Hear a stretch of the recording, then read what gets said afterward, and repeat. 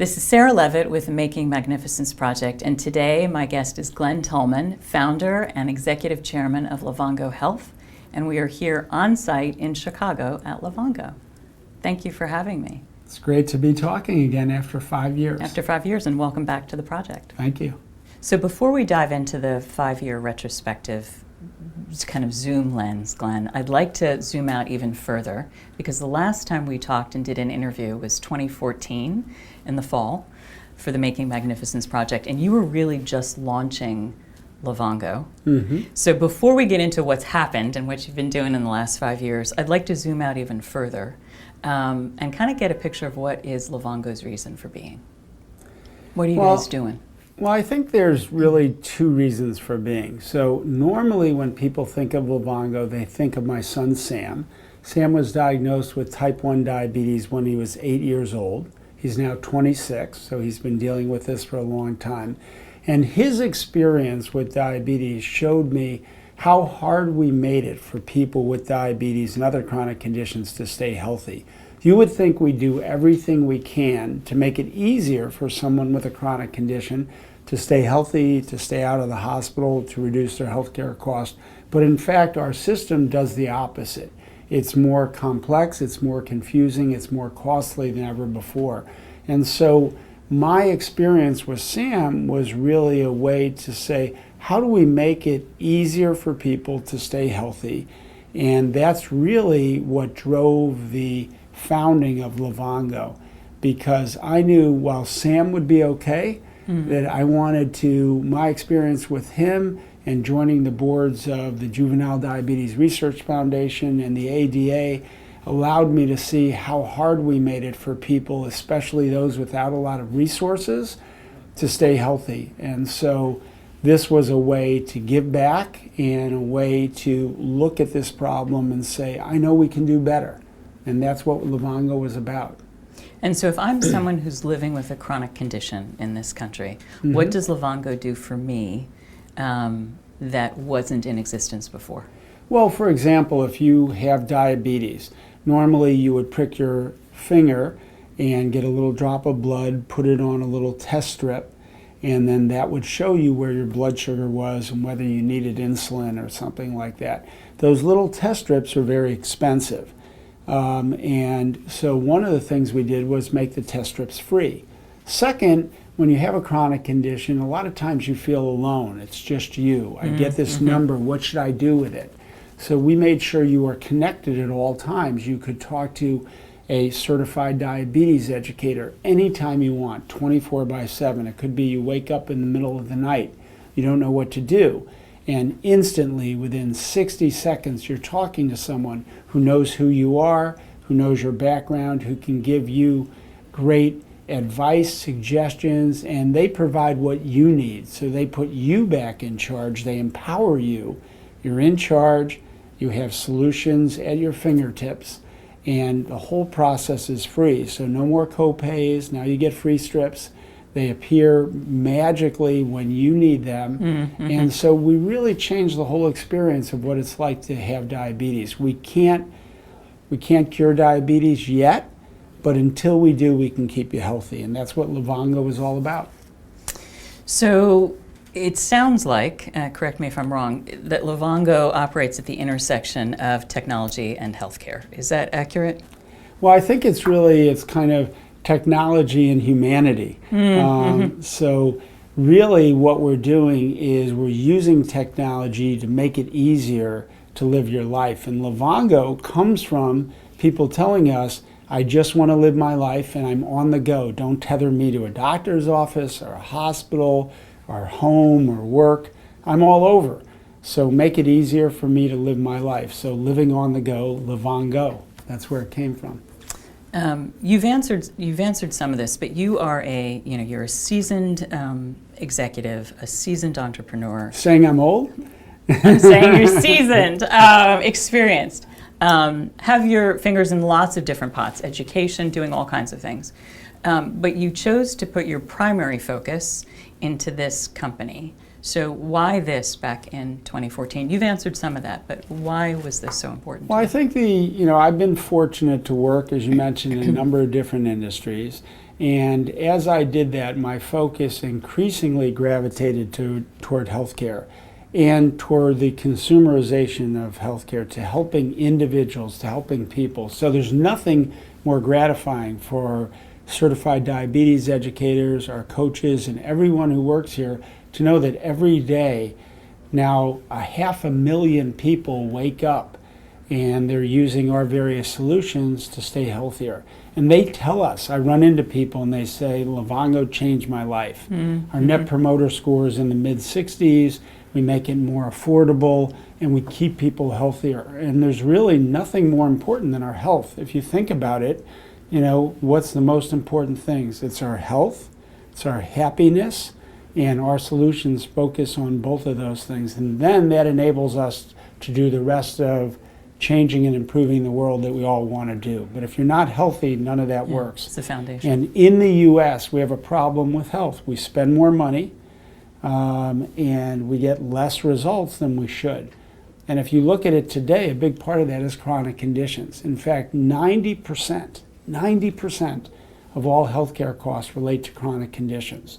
And there's this amazing statistic that in 10 years, China and India will have more people with diabetes than we have people in the United States. And so when I looked at this problem and I said, this is an enormous problem, not just in the US, but all around the world. And we ought to use this amazing technology we have, not just to develop, you know, better search engines and better gaming, but actually to improve people's lives. So that became my focus. And while I'm involved in a whole variety of things, that really is my passion. That's your driver. So let's kind of zoom out then and do the 5-year retrospective. So we do an interview in 2014 in the fall. You're launching Livongo. Fast forward 5+ years later. You're no longer the CEO. You bring in Zane Burke. You're the executive chairman. You drove Livongo to and through an IPO last summer, July. I think by most standards that would be fast, so successful and fast. So talk to me about the first piece, which is the success. What would you say were the contributing factors? And then I want to talk about speed. Well, I think that our focus has always started with the member, and it was very personal. In fact, a third of the people who work at Livongo, which is now almost 800 people, a third of those people either have a chronic condition like diabetes or hypertension or weight management issues or occasional behavioral health issues, a third, or they have a family member who does. And so because of that, it's very personal. And you know, there's that old saying, people don't care how much you know until they know how much you care. And our people really care. This is a deeply personal, mission-driven company. So that has been our focus every day, waking up and saying, how can we improve the experience for our members? You know, that has been the North Star for the company since day one. And it's driven everything. It's why people stay late, work late, show up early. It's all about, this is really meaningful to us. And so that passion is what's really driven the company. And that caring comes through, that sense of humanity comes through in terms of who the company is. So we'll get calls now in the middle of the night. We'll get a call and someone will say, I think I have sinusitis. And we say, well, we focus on chronic conditions. And they say, yeah, but there's no one else to call in the middle of the night in our healthcare system. And you actually care. And so that's why we develop relationships with telehealth providers, for that same exact reason. So mission-driven, sense of contribution and meaning, so you would attribute that to the success? Yeah. And I'm going to... And some great technology along the way. Yeah. And the first to really, I mean, there are some business themes as well. Yeah. So, you know, think about the consumerization of healthcare. Think about using technology and data science and behavioral science to really create this new experience that's never been done in healthcare. You know, if you look at our economy and you say, years ago this company, Google, came along and they took information and they made it accessible. And then along came, and that was really content, the first C. And then next came Facebook, and they took community and they made that accessible 24/7. We saw in good ways and bad, how powerful that was. And then last but not least, Amazon came along and they made commerce, the third C, accessible 24/7. They made it easier to search. They made us all smarter. They put us in charge. And so you have content, you have community, you have commerce. And the fourth C, I would argue the most important and the largest, is care. And what we're doing is we're making it available 24/7. We're making it easier. Your strips show up, they're free. And we've changed that whole experience. And now we're going to do more and more of that in healthcare. And when we took the company public, it was the largest digital consumer health IPO ever. We raised $400 million. The company was valued at over $3 billion. Really proud of that. But what it really said is we're entering this new stage of health and care. Not healthcare anymore, but health and care. And it was exciting to be a part of driving that. So 5 years is fast. What did you have to do with that? Well, I think every day you wake up and you know that it's important, and you know that there's people who aren't getting care. And even today, we're sitting here in Chicago, but there's people who don't have enough insulin, who can't get testing strips, and we want to fix those problems. And it matters every day. So we're in a hurry. We're in a hurry to fix these problems. And I think that drive, that passion of our people has helped propel this forward. And then there's this issue of timing. Look, everybody who does an IPO like we did is lucky. We're lucky because the markets were open.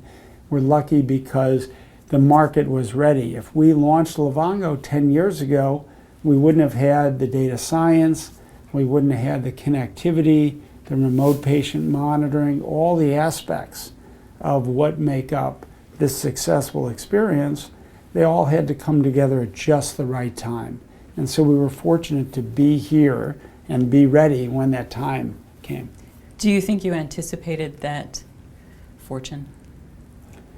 Well, I think that, did we anticipate it? I think it's what we were working toward. And, you know, you can have the moment come and not be ready, and we were ready. And we continue to try to work on reinventing what's next. So as we expand, we initially started with pricking your finger, and now we have continuous glucose monitors. And so now we're working with the largest organizations providing those, Dexcom and Abbott, who are providing the best technology in that space. So we're working with them. So we have to keep innovating. You don't get a chance to take a break. You know, when we did the IPO, that was day one of the next journey of the company. And as we hit the first $1 billion of revenue, that will be day one of the next $1 billion of revenue. So talk to me a little bit. That's how these work. About continuous kind of innovation, because we see companies that have not done that and are now defunct. So why is that so important? In other words, why can't a company simply do well where it is? Well, I think, first of all, consumers, all of us as consumers, our expectations change. So I was just teaching a class recently, and I was talking to a group of students, and I said, when you walk out and hail a cab, and one of them looked and said, what does that mean? And so I said, well, you go out and you put your hand up and and he said, but you mean you just hope a cab is going to come along? And I never thought of it that way. And I said, and he said, well, that seems kind of stupid. Isn't it cold in Chicago? And I said, yes, it's very cold. And he said, why wouldn't you just call Uber? And so I said, well, because there was a time when there weren't cell phones and there wasn't Uber. And so today our expectations are that, you know, I can in minutes have any kind of car I want waiting in front of this building downstairs. You know, 20 years ago, only the wealthiest person could do that. And what we've done today is we've actually democratized that process. We've made the ability to call any kind of vehicle and have it downstairs in minutes, available to everyone cost effectively. We're democratizing healthcare in some respects as well. So this idea of consumer expectations changed in healthcare, we have a very low bar. I mean, most people are very unhappy with their healthcare today. Yeah. And we want to bring that same Silicon Valley consumerization, consumer first to healthcare. So we want to say healthcare should be available 24/7. It should be easy to understand. It should empower you and put you in charge, because in this country, what happens is healthcare happens to you. You know, if you get cancer, I hope you never do, but if you do, well, everybody tells you, here's what's going to happen to your life. And we have to flip that, and we have to say, what do you need? And how can we use technology to enable you, to empower you, and to put you back in charge?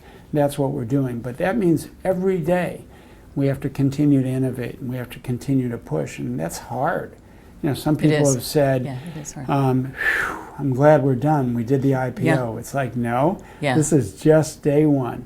Yeah. And we're continually recreating.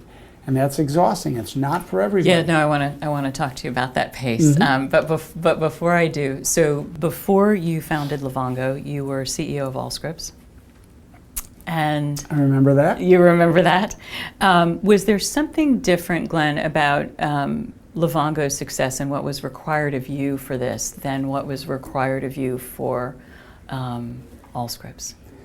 Well, I think every company has its own unique challenges. Every company has its own unique personality. And so in some respects, the wonderful change that I was looking for was a change from more of an infrastructure play, because Allscripts started with electronic prescribing, and that was wonderful because we actually changed the way physicians in this country wrote prescriptions and saved a lot of lives along the way. And then we moved to practice management for small practices outside the four walls of the hospital, where most people normally go to get their primary care, or at least traditionally did. And then we moved into the hospital, the larger hospital systems. But much of that was infrastructure. And with Livongo, we actually interact with people every day. They're using the product. So that required a different mentality. It's one of the reasons that I moved from Chicago to Silicon Valley, to the heart of Silicon Valley, Mountain View, where our neighbor is Google. And I wanted to make sure that we had that consumer first thinking embedded in the product. How do we create not just a product, but an experience? What does that feel like? Because when people use an iPhone for the first time, they weren't using a phone, they were having an experience. And that's what all of Silicon Valley is really about. How do we create these new kinds of experiences that change lives? So that was a big difference. And of course, Allscripts had grown to be a very large company, still a publicly traded company today, and then you had to start over. And I think I had mentioned to you, it's a scary thing to start over. You know, you go from the top and you have all your teams and all your processes, and then you go, and I can remember with my executive assistant, Shireen Najim, you know, one day she said, do I have to come into work? And I said, well, of course you do. Why? And she said, well, you're traveling and there's no one else here in this big room. Yeah. And I said, well, we're going to fill it up someday. I didn't know how quickly. Right. But so anytime you start something new, there's always a little trepidation.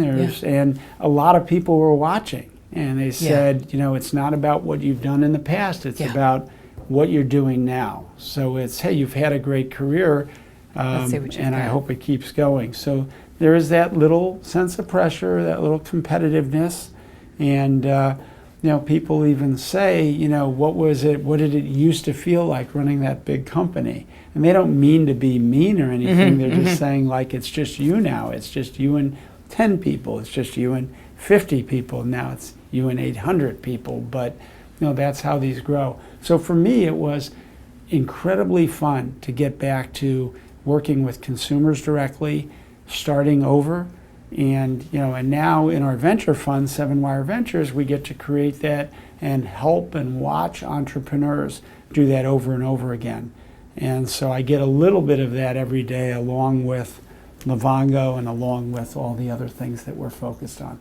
So let's talk about starting over, because in our first interview, you did say, you were courageously candid, and you said it's scary. How did you What did you do with that concern or that fear, Glenn? So did you channel it? Did you set it aside? What did you do with it? Well, what space did it occupy? Look, it's always there, and with entrepreneurs, you know, you always have two views. You know, at the one hand, you're going out and painting this beautiful future, and you know, on the other hand, you're saying, what if this doesn't work? Yeah. And you know, there are many moments along that path where everybody says, you know, the number of people who've said to me, this was an overnight success, and I remind them, an overnight success in 5 years with a lot of challenges along the way. Yeah. And that's just something, again, it's not for everybody, but you carry that weight. You carry the weight of knowing, hey, there's now 50 people, now 100 people, now 200 relying people. On you. Yeah. Relying on, and not just me, but you know, you carry that. There's not a lot of people you can go to and say, I hope this works. Or you get to a moment where you say, you know, if we can't raise this Series B or Series C, we have a real problem. And you know, you can't walk out and say to everybody, we have that, because you need them to stay focused. So that is a challenge along the way. But you know, it's something that I've been fortunate. I've been through it before, and there's a great social philosopher named Ashley Brilliant, and she says, why don't we get braver as we get older? And you know, part of that is a sense of saying, you know what, I think we can do this, and if not, nobody's going to work harder to try it, and it may not work, but it's worth doing. And that's really what you have to do. You have to make sure that all that effort is worth it. And I knew that if we could move the needle, so to speak, on diabetes, on hypertension, and now increasingly on behavioral health. Yeah.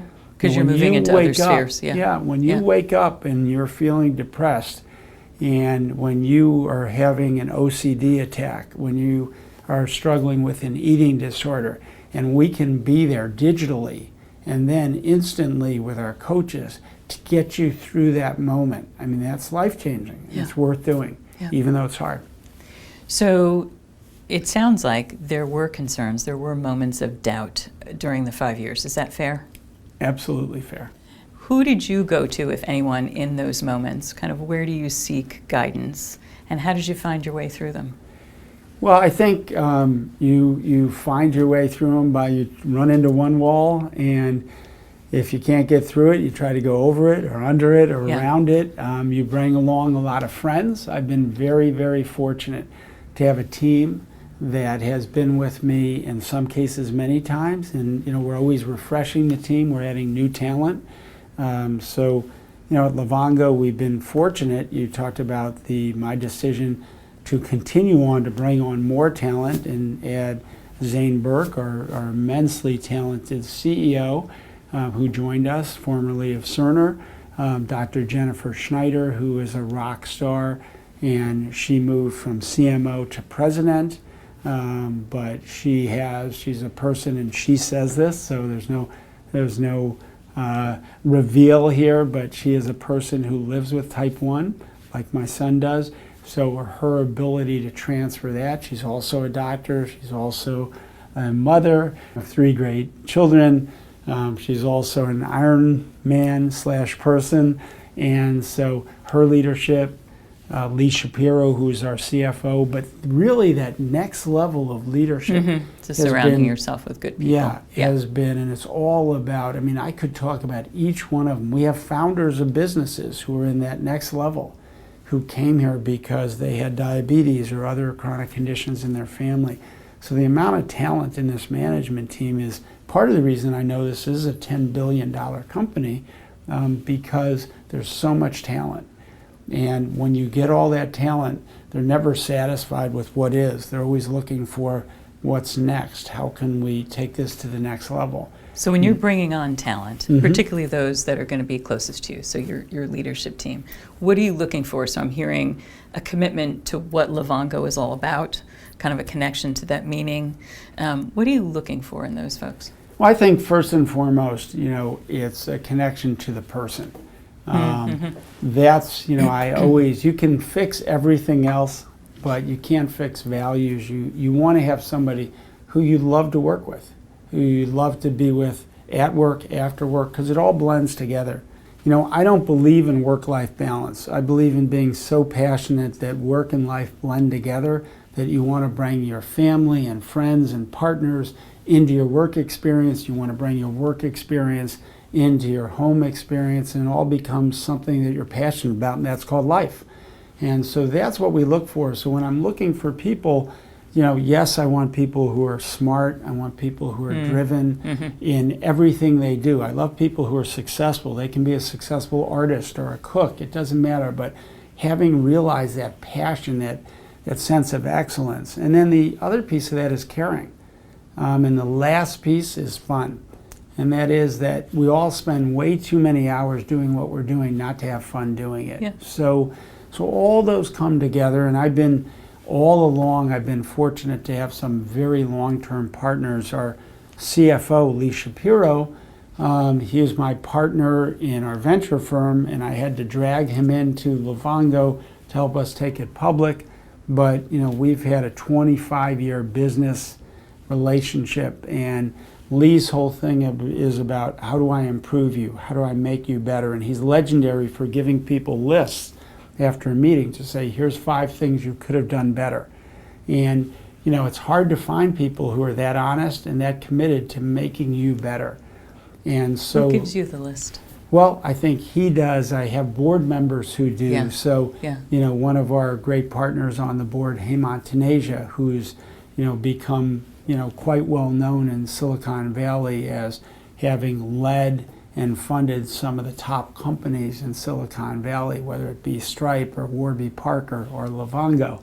And other board members who've been with me multiple times. Phil Green is a well-known healthcare attorney, but in fact what he really does is build relationships and put businesses together and create businesses. And I could go on, but those are examples of really terrific people who blend with our management team. And it just I pick up the phone and call them, and they call me when something comes up, and it can be personal, it can be business, and these are just wonderful people who are great advisors.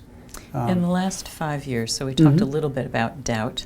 In the last 5 years, were there critical kind of inflection points for you as a leader? Well, there were. This is in healthcare, there is a big ecosystem. And in that ecosystem, there's people, for example, who make a lot of money selling test strips. And they shouldn't. It's wrong.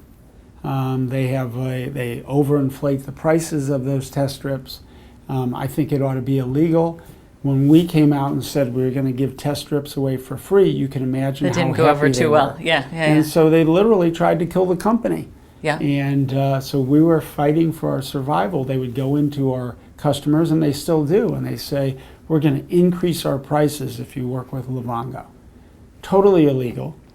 But in fact, they do it because they don't want to see what we call innovation. They call, hey, you're destroying our business. And this whole idea of rebates is a big challenge for us. And so, one, we're trying to show people that there is a new way, a better way, that they should be focused on the members, what we used to call patients, what we call health consumers. But change is, not always great.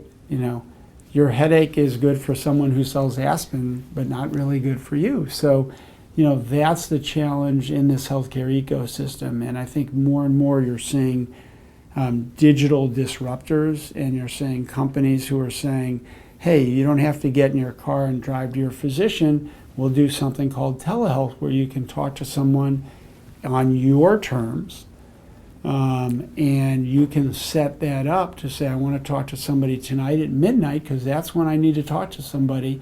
They will be there, they'll be responsive, and then they say, you need a prescription, and here's a 24-hour pharmacy.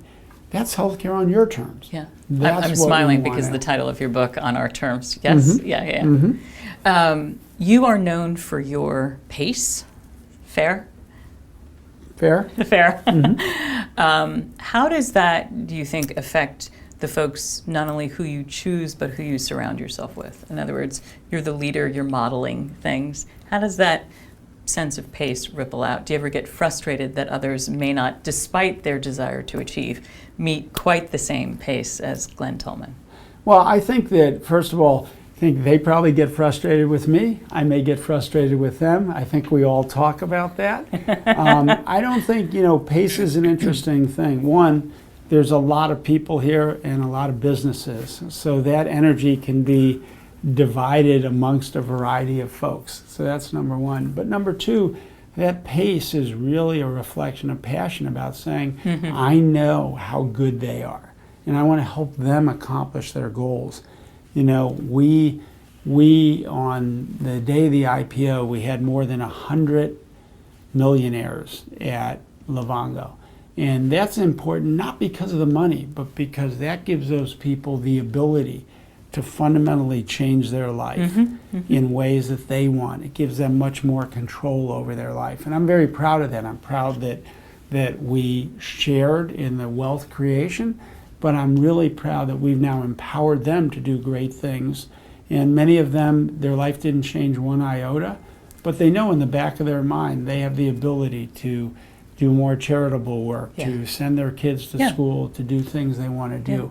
So that's kind of important. So I think that drive, some people will feel challenged by it. And again, I always say this environment is not for everybody. Some people don't want to work in healthcare. That's okay. Some people don't want that passion or that drive. Some people want a 9-to-5 job. All of that is okay. People should gravitate toward what works for them. But some people want to change the world, and we need those people, and we happen to have a lot of them at Livongo, and I'm really proud of that.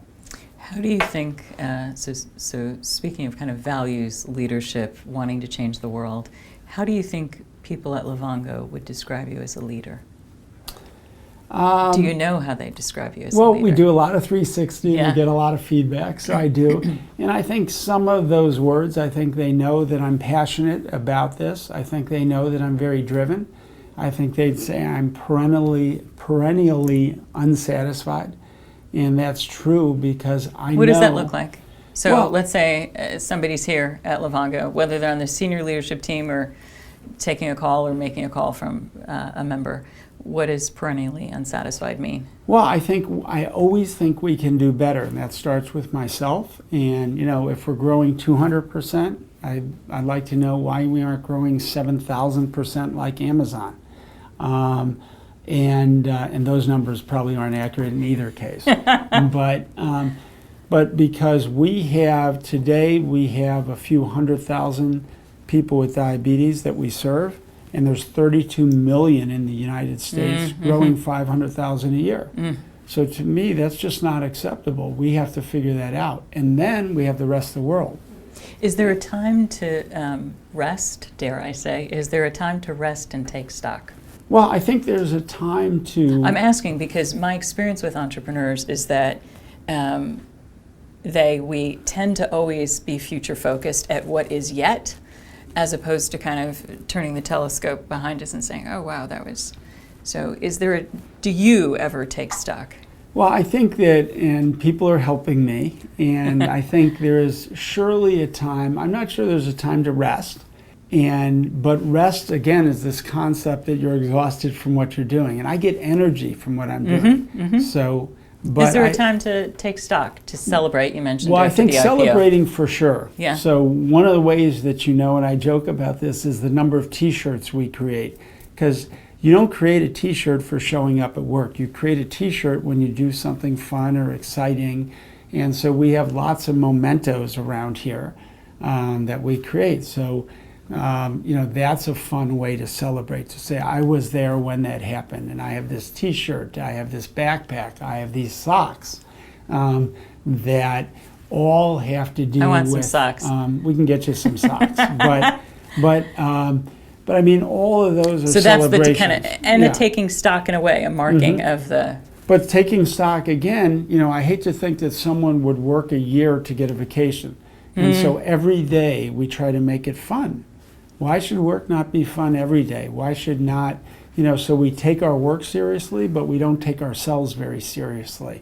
And and there's a lot of pranking that goes on. You don't ever want to walk away from your computer because someone will send a message to someone to get them to do something that is, some ridiculous request, and they'll come back and I had somebody recently walk in and they had 3 big packages of paper, and they say, "I understood you wanted this," and I was like, No. "Yes, I did. Thank you." And I realized somebody had gotten when I walked away to my computer and asked somebody to bring that in to me, and so I think you do have to celebrate along the way, because these are important wins. When we hit our first 100,000 people and then 200,000, these are all wins that we do want to celebrate, and we have to work on that.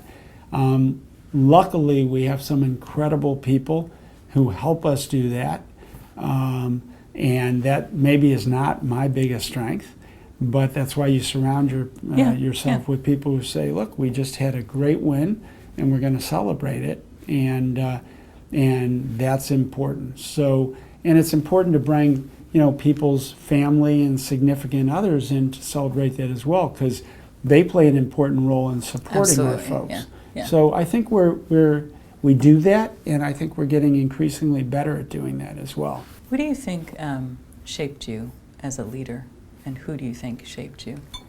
Well, this is a work in progress, and everybody, there's just like the success of Livongo, there's a lot of people who rightly take credit, and there's a lot of founders of Livongo, and legitimately there are. So leadership, let me gently kind of nudge you here. So driven by meaning, passion, keeps a fairly brisk pace, high expectations of himself and others. Fair?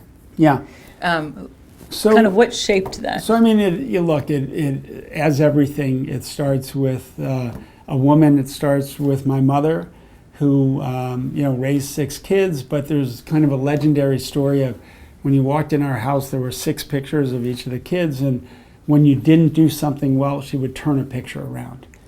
And everybody who would walk in would say, "Why is that picture around?" And she would tell the story. And so you had to get a strong core, but a pretty thick skin in terms of being able to say, "Yep, that happened," and "Yep, I'll do better." And she was very honest, so she would tell you exactly what she thought. And that kind of transferred on when my kids would come home and say, "How'd I do?" And I would say, "Well, you didn't do very well." And when they were young, sometimes they would cry, and my wife would say, "Gosh, you're heartless." And I said, "No, I just want them to be honest." And so eventually they would come and say, "How'd I do, Mom?" And she'd say, "You did great." And they said, "Dad, how'd I really do?" And I would tell them. And so I think that sense of just knowing where you are was important. But look, my mom, my dad, who had an incredible personality, was an incredible leader and salesperson. But watching my mom juggle 6 kids and the way she raised us, and there was clearly, in 6 kids, you have to be competitive. There's not a lot of food, you better get yours. And then along the way, I had terrific mentors. And, what did they give you?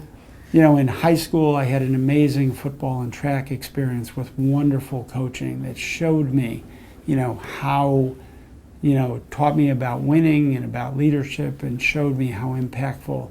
In college, I've often mentioned, 1 or 2 professors, Doug Canlin, a great mentor and friend to this day. And then in work experiences along the way, and in all those experiences, I've had great mentors who taught me things, some that I loved, some that I didn't like, but I learned from all of them. My oldest brother, Howard, was a great, and is a great entrepreneur and teacher. I learned a lot from him. So these things that you've learned, top 3, kind of. Well, I think it things was, that really shaped you. One of the most important things, I think, is honesty and directness. And that is, you have to know where you are to improve. Too often we don't want to have the tough conversations. So, if you have the tough conversations, then people can get better. And sometimes we think that we're helping somebody by being nice instead of being honest. And what you want is to help people get better. Is there such a thing as too much honesty? And I don't really think so. I don't think so. I mean, if people know where it comes from, if they it's know delivered, that yeah. you're committed to them, and you truly, that's all you want a better company, you want better people, then I think, why would somebody not want to know? And I think the best people say, here's what you have to do. You have to get better. You have to improve. So I think that is one of the secrets. I don't think there's any, there's anything that replaces hard work. Because you can be smart, but if you're smart and work hard, you're going to get further along. And probably passionate too, right? Passionate, like you add that, and that's the fuel. And then giving, which is, Yeah. we think at Livongo, a core value is giving back. I'm very proud of a new program where we're supporting in every community we operate in. We're supporting a homeless shelter, a battered women's shelter, and a food pantry. And one of my board members said, well, how is that helping the business? I said, because we live in these communities, and great companies, not good companies, but great companies support their communities and set a new level of expectation of what business is and what the responsibility should be. So I think those are all kind of the qualities, but our best leaders give back. And, again, that's a core value that, that I learned growing up. That my mom said, you never say no, you just say how much, you can moderate that. But when someone asks for help, you always give. And that was just like, it's bad karma not to do that. And, it was one of the core values, would you say, at Livongo is kind of the giving back, not just of leaders, but expectation of team members as well. Absolutely, participation and giving back. And we're some people would say we're overly passionate.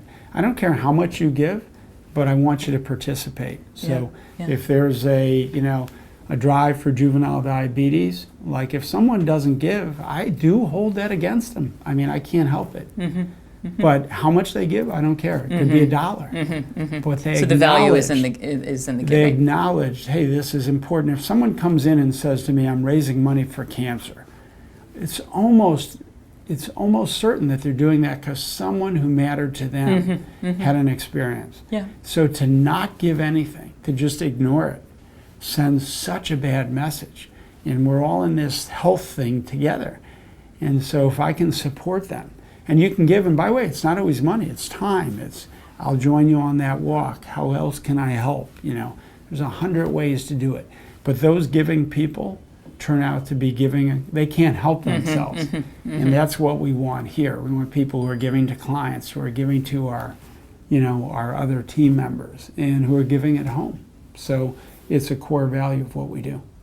So you have done quite a bit with Livongo. You have been a huge proponent of making strides in education. You were recently the recipient of the Robert F. Kennedy Ripple of Hope Award.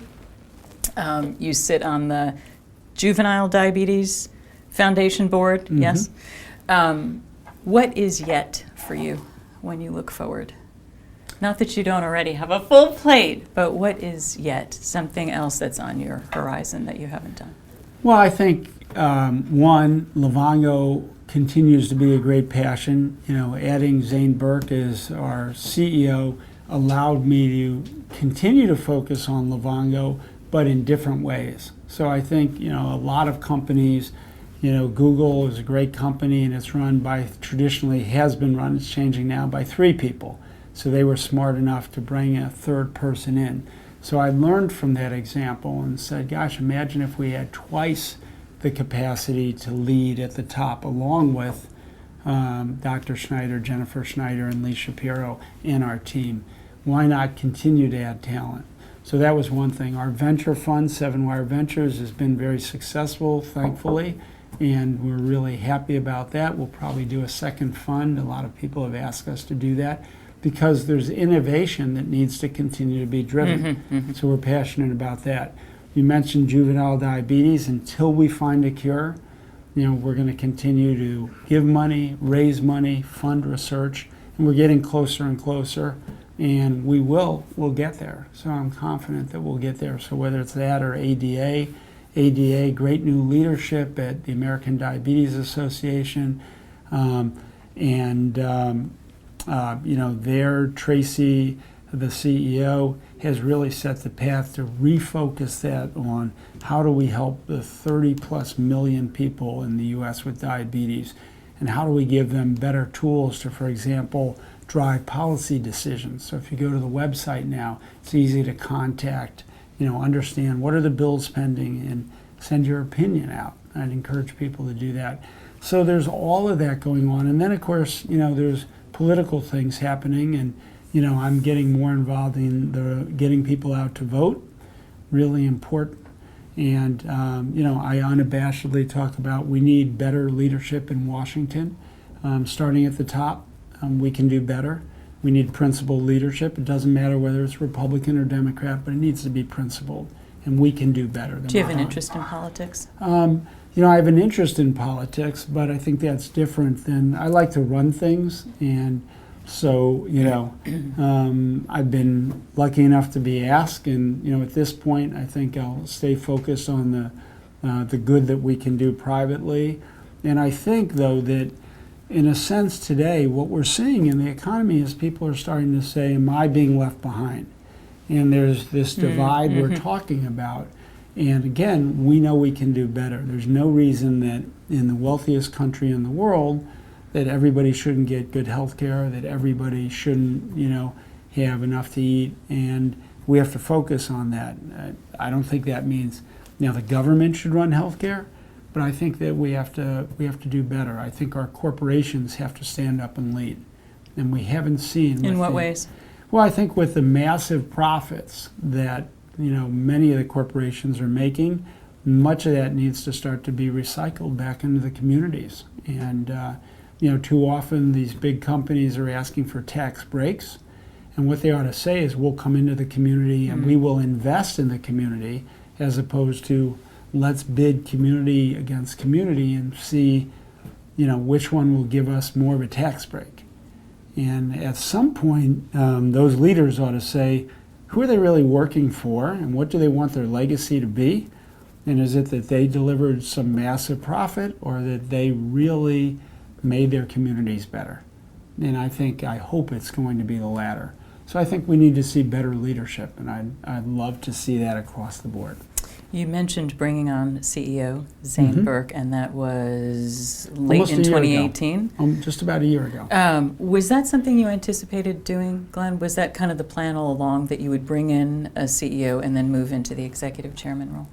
Well, I don't know that it was the plan all along, because the plan all along was to build a great business. Right. And once we had that and we started to look at the IPO, I said to myself, is that I've been fortunate to run 3 different public companies prior to this.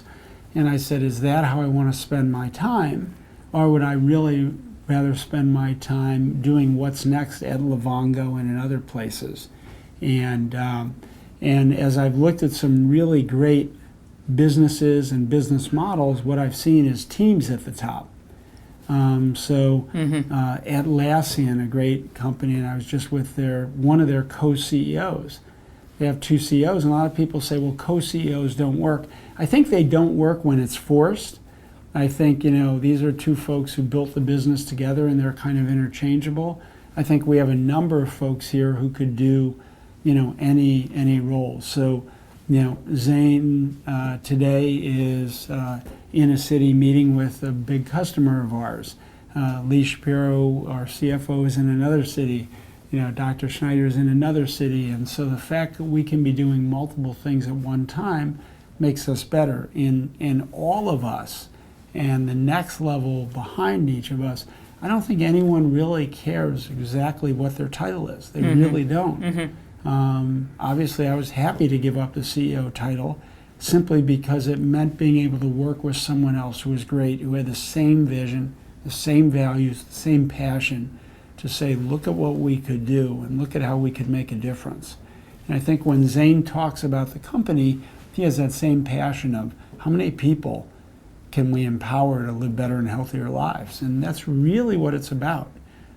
It's not about financially. He had done well financially at Cerner, and we're all giving the money away anyway. So it's really about how do we make a difference? That contribution. And people say, how do you recruit in Silicon Valley, being right down the road from Google?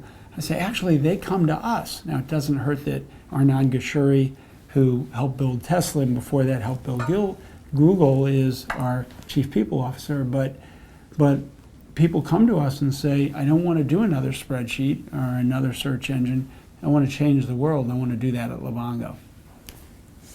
Last question that I always like to ask every interviewee, which I asked you 5 years ago, is best advice you never got? The best, and so I knew you were going to ask it. I don't remember. I wish I remembered what I'm not going to tell you. We're not going to cheat. What I said 5 years ago, but I think the best advice I never got was this idea of select the people you want to work with and the place, the industry you want to work in, as opposed to, I rushed out to get a job. I think, for all of the flack that millennials and people take today now, one really good thing is people are saying, where do I want to live? And what business do I want to work in, more than I just want a job. Now, part of that is, yes, it's a strong economy right now, thanks to President Obama. But I think that that sense is, no one really said, kind of, can you think ahead? Where do you want to end up? And it's hard when you're young. Yeah, and starting out. Yeah. Yeah, and starting out, and it's kind of like, I'll take any job. I had some of that, but I think people are being a little more thoughtful about where do you want to, where do you want to do. The other thing is, the people you work with reflect off you. So that is the most important thing, which is pick people you want to work with who you really like, because that's who you're going to spend that's where so you're going to be much spending time your with. time. Yeah. I think that would be one big piece. But I've been extraordinarily lucky because I picked good people. They gave me advice, they were honest, and they've helped me along this journey. And that's what we hope to do with our people. I think now it's 17 CEOs who run companies who used to work for me. And I track that because, I'm proud of what we create here. And it's not just about, do we build a business? It's we create a culture that help people all look back and say, boy, that was a great place that I worked. And it was a great place to spend 1 year, 5 years, 10 years, however much time they spent. So I think that's what it is. The other one is, and I haven't done a good job here, but talk less, smile more. So maybe that doesn't work in an interview. That's, of course, from Hamilton. But that is, sometimes I want to jump in and do it, and it would be great to just slow down just a bit. And I have some really great advisors who remind me and sometimes kick me under the table and say, chill. Nice. So that's it. Good but that's great. And again, we always love talking with you and learn from you, and love reading your column that you write. Thank you. It's inspiring. Thank you. Thank you for that. Thank you for this interview, Glen Tullman. It's been a pleasure. Sure. Thank you.